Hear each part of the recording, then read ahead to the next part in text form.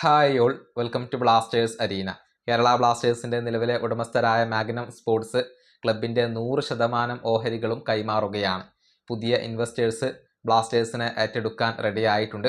ചില ലീഗലായിട്ടുള്ള പ്രശ്നങ്ങളുണ്ട്, തടസ്സങ്ങളുണ്ട്. അത് നീങ്ങിക്കഴിഞ്ഞാൽ പുതിയ ഇൻവെസ്റ്റേഴ്സ് കേരള ബ്ലാസ്റ്റേഴ്സിനെ പൂർണ്ണമായും ഏറ്റെടുക്കും.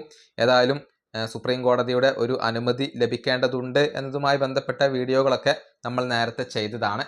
ഒരു കൺസോർഷ്യമാണ് കേരള ബ്ലാസ്റ്റേഴ്സിന്റെ പുതിയ ഉടമസ്ഥരായിക്കൊണ്ട് വരുന്നത്. വിദേശത്തുള്ള ഒരു കൺസോർഷ്യമാണ്.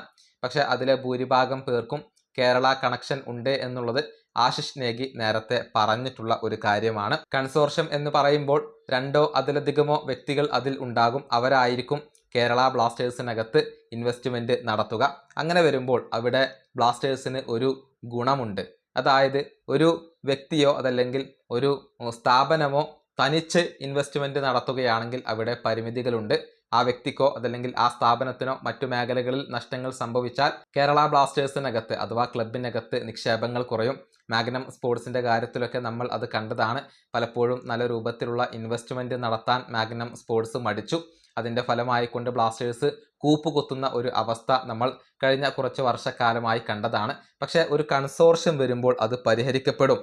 അതായത് രണ്ടോ അതിലധികമോ വ്യക്തികൾ അവിടെയുണ്ട്. അതുകൊണ്ട് തന്നെ ഏതെങ്കിലും ഒരു വ്യക്തിക്ക് പ്രശ്നങ്ങൾ ഉണ്ടായാൽ പോലും അത് പരിഹരിക്കാൻ മറ്റുള്ള ഇൻവെസ്റ്റേഴ്സ് അവിടെ റെഡിയാണ്. മാത്രമല്ല എല്ലാവരും ഒരുമിച്ച് ഇൻവെസ്റ്റ് ചെയ്യുമ്പോൾ കൂടുതൽ സാമ്പത്തിക ഭദ്രത അവിടെ ക്ലബിന് ലഭിക്കും. ഇതെല്ലാം വളരെ പോസിറ്റീവായിട്ടുള്ള ഒരു കാര്യമാണ്. അതായത് കൂടുതൽ ഇൻവെസ്റ്റ്മെന്റ് നടക്കും എന്ന കാര്യത്തിൽ സംശയങ്ങൾ ഒന്നുമില്ല. അതുവഴി കൂടുതൽ മികച്ച താരങ്ങളും കൂടുതൽ ഫെസിലിറ്റികളും കേരള ബ്ലാസ്റ്റേഴ്സിന് ലഭിക്കും. ഒരുപാട് പേർ ചേർന്നുകൊണ്ടാണ് ക്ലബിനെ മുന്നോട്ട് കൊണ്ടുപോകുന്നത്. അപ്പോൾ നല്ല രൂപത്തിലുള്ള ഇൻവെസ്റ്റ്മെന്റ് നടക്കും എന്നാണ് ഇപ്പോൾ പ്രതീക്ഷിക്കപ്പെടുന്നത്. ഏതായാലും ആരൊക്കെയാണ് ഈ കൺസോർഷ്യത്തിൽ ഉള്ളത് എന്നുള്ളത് വ്യക്തമാവേണ്ടതുണ്ട്.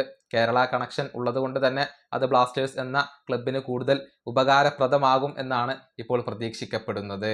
ഈ വീഡിയോയുടെ അവസാനിപ്പിക്കുന്നു. അടുത്ത വീണ്ടും കാണാം.